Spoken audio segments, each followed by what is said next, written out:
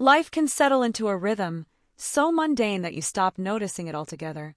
At 42, I've mastered the art of existing in silence. My days are predictable. Morning coffee in solitude, a job that keeps me occupied but never inspired, and evenings spent with the flickering glow of the TV. It's not a bad life, but it feels hollow, as though I'm watching someone else live it. How did I get here? When did I stop hoping for more? It was a day like any other when I saw him.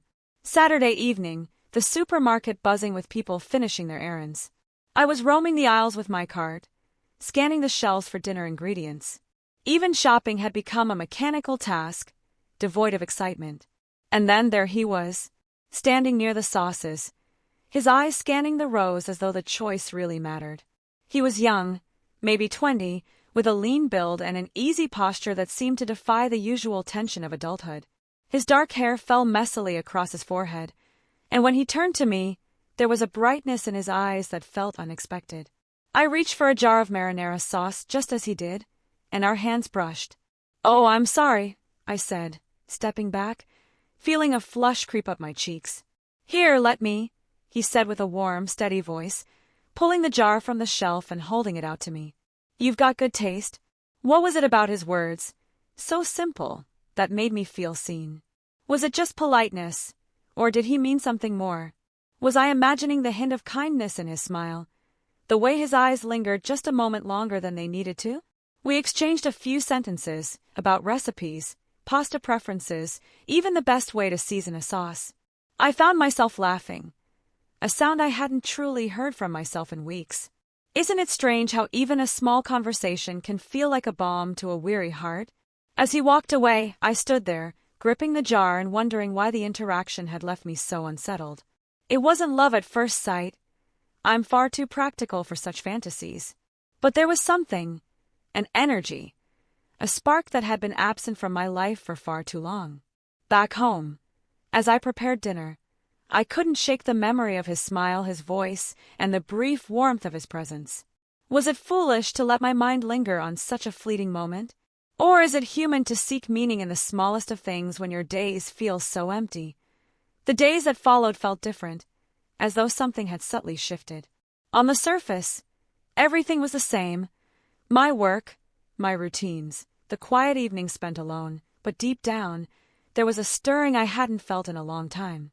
Every time I stepped into a store, I found myself scanning the aisles, hoping I would see him again. And when I didn't, there was a strange sense of disappointment. Why was I so affected by a simple encounter? Was I truly waiting for a second chance? Or was I just grasping for something more than the dullness of my daily life? A few days later, fate must have been listening.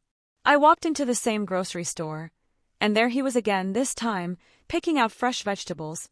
My heart skipped a beat, and I found myself walking toward him before I even knew what I was doing. "Hi," I said, trying to sound casual. His eyes lit up when he saw me. "Hey, it's you. Didn't expect to run into you so soon." I chuckled, suddenly feeling at ease in his presence. I guess we're both just on the same quest for a decent meal. We talked, and as we did, I realized just how easily the words flowed between us. There was no awkwardness, no hesitation, just an effortless connection. We discussed food, our favorite recipes, the little things we enjoyed.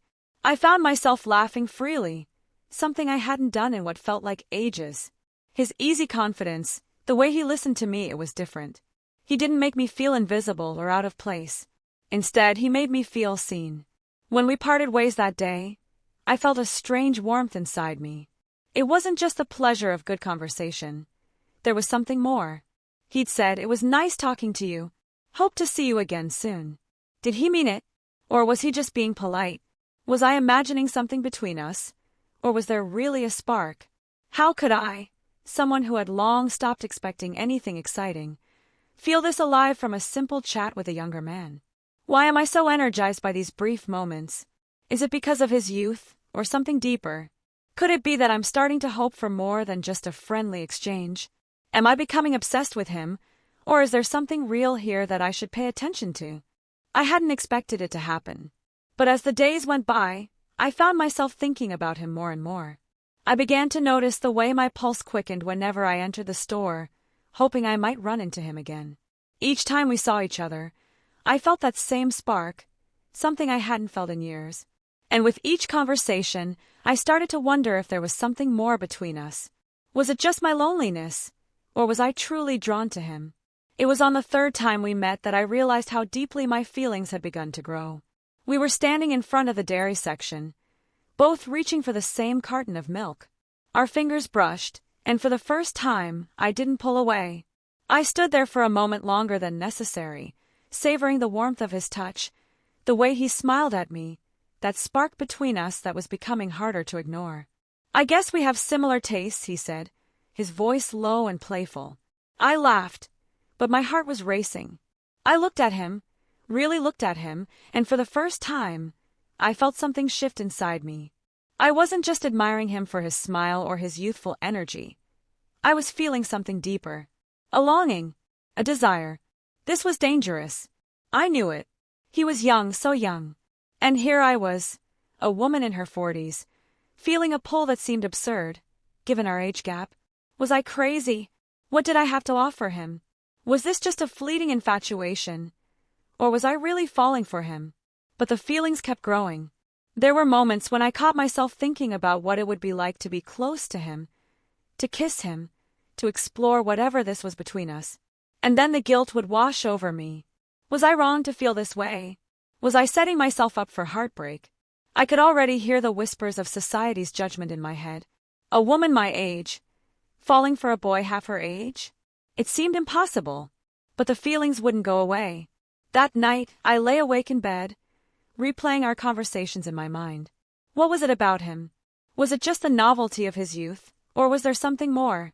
Could I truly be falling for someone so much younger, someone who probably had his whole life ahead of him, while I was stuck in my own routines? But then again I wondered, why should age matter? Who decided that love had to fit into a box? A neat little package defined by rules that didn't account for what people felt in their hearts. Was love not about connection? About what makes you feel alive? Why am I so afraid of these feelings? Should I deny them, or embrace them and see where they lead? Is it wrong for me to desire him, even with the knowledge of how others might judge? Is age really the issue? Or is it my own fears, my insecurities, that make me question everything? The days passed, but the conflict inside me only grew stronger. It was as if a battle raged within me, each side fighting for control.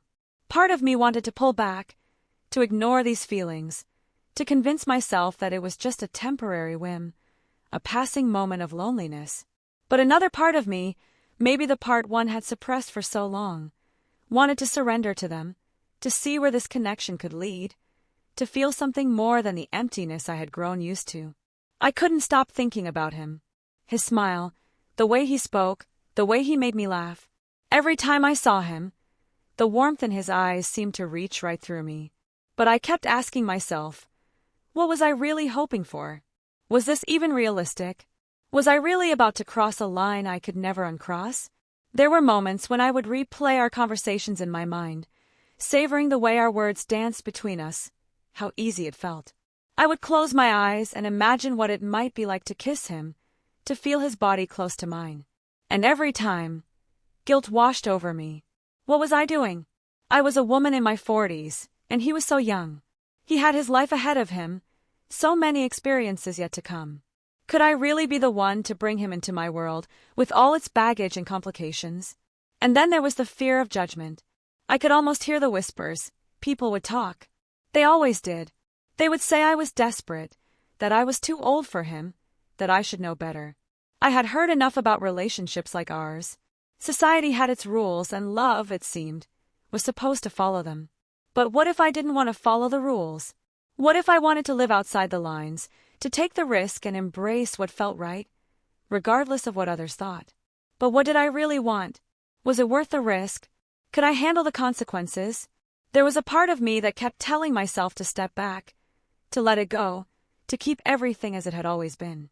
But another part of me, the part one had long buried under layers of routine and resignation, was begging me to take a chance, to embrace something real for once. As I lay in bed that night, I felt a tightness in my chest. It was the fear of the unknown, the fear of letting go. But I knew deep down that the fear of never knowing, of letting this opportunity slip away was worse. I had spent too many years hiding from life, from emotions, from risks. Maybe it was time to let myself feel again. Questions I asked myself. Should I just walk away from this before things get complicated? Can I really allow myself to embrace these feelings and see where they take me? What if I regret it later? Or worse, what if he sees me as nothing more than a passing attraction? I could no longer ignore it. The pull toward him, the weight of my desires, the growing urge to see where this connection could lead. It was like a thread in the fabric of my life, one I had been carefully avoiding, but now, it was impossible to pretend it didn't exist. I had spent too many nights wrestling with myself. Was I just caught up in a fleeting moment? Or was this real? What if I didn't act? What would I feel a year from now, looking back, wondering what might have been? The question had shifted from, should I, to what if I don't? I had spent so many nights laying awake, running through the possibilities in my mind, imagining every scenario, some thrilling, others terrifying. But in the end, I knew I was reaching a crossroads. I couldn't keep pretending that I didn't want more. But how far was I willing to go? Could I really invite him into my home, into my world, and risk everything that had kept me safe and comfortable for years? It was a Saturday evening, and the idea had been brewing in my mind all week. I had convinced myself that this was the moment to take the leap. I didn't want to regret the what-ifs. I didn't want to spend another year of my life wondering what could have been. So I took a deep breath and decided. I picked up my phone, staring at the screen, my finger hovering over his name. Was I really about to do this? Could I be so bold? So daring? Would he think I was desperate or strange? But what if he said yes? Was I ready to find out? I typed quickly, "Hey, would you like to come over for dinner tonight? I have a new recipe I'd love to try and I thought you might like it." I read it over. Simple. Casual. Nothing too forward. But underneath the surface, I felt a rush of anticipation. My heart raced. Was I finally taking a risk? Or was I just setting myself up for disappointment? I sent the message. His response came almost immediately. "That sounds great. I'd love to. What time?" My stomach fluttered. He wanted to come. He was interested. And for the first time in a long while, I allowed myself to feel hopeful. Was this it? Was this the moment I had been waiting for? The chance to see if everything I felt wasn't just some fleeting fantasy. What if he turned out to be exactly what I needed? Or worse, what if he saw me as nothing more than a mistake? But at that point, I knew I couldn't back down. There was no way I could spend another day wondering what could have been. The time had finally come. I stood in front of the stove, my hands moving with a sense of purpose, but my mind was racing in 1,000 different directions. I had spent the last hour preparing dinner. An excuse to have him over, yes, but also a way for me to delay confronting what was really happening. What was I hoping for? What was I expecting from this? Could I really handle it? When the doorbell rang, I nearly jumped out of my skin. My heart was beating louder than the sound of my footsteps as I walked to the door. I took a deep breath and opened it to find him standing there, his smile warm and genuine, his energy filling the space between us. I could feel the air shift, the tension building in an almost tangible way. I wasn't sure if I was ready for this, but there he was, right in front of me. What if this was a mistake? What if he didn't see me the way I saw him? "Hey," he said, his voice carrying a lightness that made the tension in my chest ease just a little. "It smells amazing in here." "Come in," I said, stepping aside to let him through, trying not to seem too eager. My hands were shaking slightly, but I forced a smile. Was I being too forward? Was he uncomfortable? We sat down at the table, and the conversation flowed easily, just as it had in the store. But now it was different. The air between us felt charged, electric, as if we were both acutely aware of what was happening, what might happen. My mind was still racing, torn between the desire to move forward and the fear of what that might mean. Was this just the excitement of the moment, or was it something deeper? Could I really let myself go? Or would I regret this? As we ate, I found myself looking at him in a way I hadn't before. He was so young, so full of life, but there was something else in his eyes, something that mirrored the same yearning I felt deep inside me. Was this just a physical attraction? Or was there more to it? Could this really be real? Or was I just fooling myself? The moments between us grew more intimate, the conversation drifting from casual topics to deeper, more personal reflections. We spoke about everything. Our pasts, our dreams, our fears, and with each word, the distance between us seemed to close. It was as if we were standing on the edge of something, and I wasn't sure whether to step back or take the plunge. What if he was just being polite? What if he didn't really feel the same way I did? There was a moment when our eyes met, and I felt it, this undeniable pull. It wasn't just the tension that had been building up, it was something more. I wanted him. I wanted him in a way that terrified me and excited me all at once. What if he felt the same? Or worse, what if he didn't? Could I really handle it if he saw me as just a fleeting moment in his life? He leaned in slightly, his breath warm against my skin, and I could feel his hand brush against mine on the table. I pulled back just enough to meet his eyes, and that's when I saw it. Something in his expression had changed. He wasn't just here for dinner anymore, he was here for something more. The realization hit me like a wave, and I knew that whatever happened next, things would never be the same. Was this the moment when everything would change? Was I ready for it? I stood up slowly, feeling the gravity of the moment, and turned to face him. The space between us was gone, and I could feel the heat rising between us. This was the moment I had been both hoping for and dreading. The moment when everything would either unfold or fall apart. My heart was in my throat as I crossed the distance, my body responding to the pull between us, despite every fear and hesitation. What if this was a mistake? What if I was too old for him? Too experienced, too much? Or maybe he would surprise me. Maybe he wanted this too. As I reached him, I could hear my breath quicken. He met me halfway, his hand resting gently on my waist, and in that instant, everything else faded away. The years of loneliness, the fears, the doubts, they were gone. There was only him. Only this. Only the quiet tension that had built between us. The next morning, I woke up with a deep sense of something shifting inside me, something I couldn't quite name, but I could feel it. My body was still alive with the echo of everything that had happened the night before. His touch, his voice, the way he looked at me, it all felt so real, so intense that I couldn't escape it. I had tried to tell myself it was just a fleeting connection, something that would fade with time. But now, in the light of day, the truth was undeniable. I found myself asking questions I hadn't dared to consider before. What had I done? Was I being foolish? Was I chasing something that wasn't meant to be, something that could only lead to pain? But then again, how could something that felt so right be wrong? Was it wrong to want to experience something passionate, something alive, when I had spent so many years buried in routine and self-doubt? The years between us, 20 years to be exact, seemed irrelevant in the quiet moments when we were together. In those moments, age had no power. We were just two people, sharing something raw and unspoken, something that transcended time.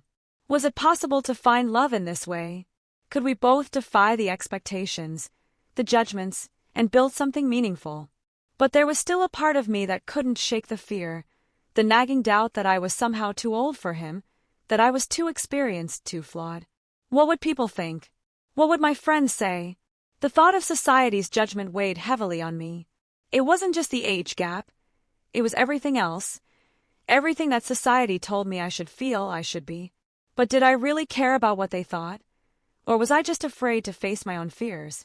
As I thought about the night before, I couldn't help but reflect on how much he had awakened in me, how much he had made me feel alive.